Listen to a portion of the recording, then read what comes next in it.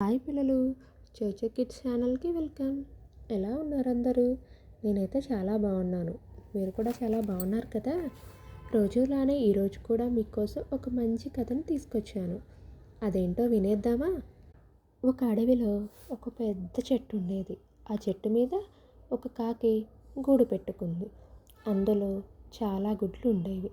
ఒక రోజున ఒక పెద్ద గాలివాన రావటంతో కాకి గూడు కూలిపోయింది.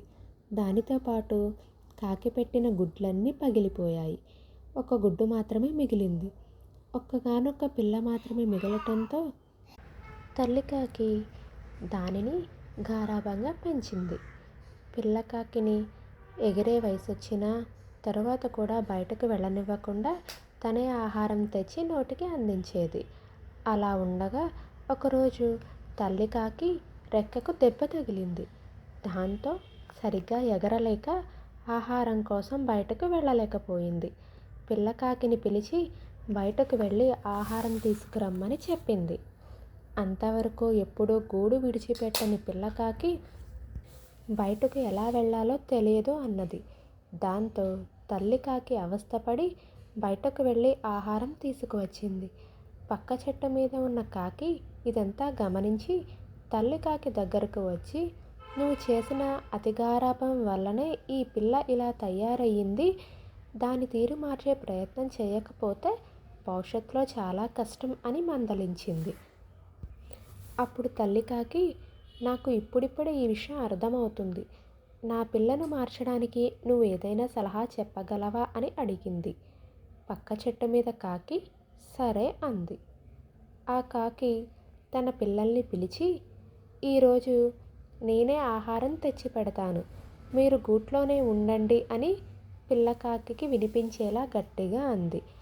అప్పుడు ఆ పిల్ల కాకులు, మాకు రెక్కలు లేనప్పుడు నువ్వే ఆహారం తెచ్చిపెట్టావు. ఇప్పుడు మాకు రెక్కలు ఉన్నాయి కదా, ఆహారం తెచ్చుకోకుండా ఉండటానికి మేము చేతకాని సోమరులం కాదు.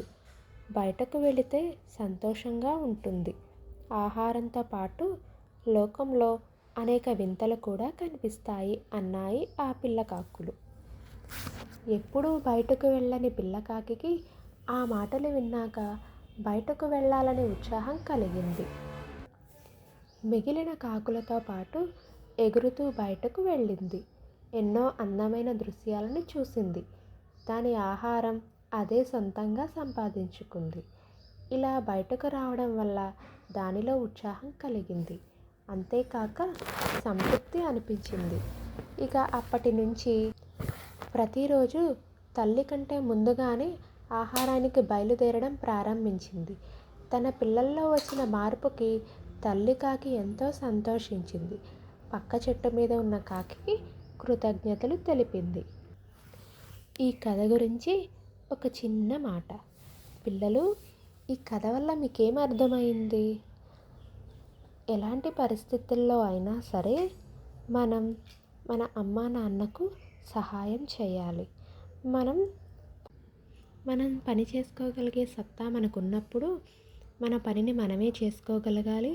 అలాగే మన తల్లిదండ్రులకు కూడా సహాయం చేయాలి. ఎలా ఉంది ఈ కథ? కామెంట్స్లో చెప్పండి పిల్లలు. ఓకేనా? బాయ్.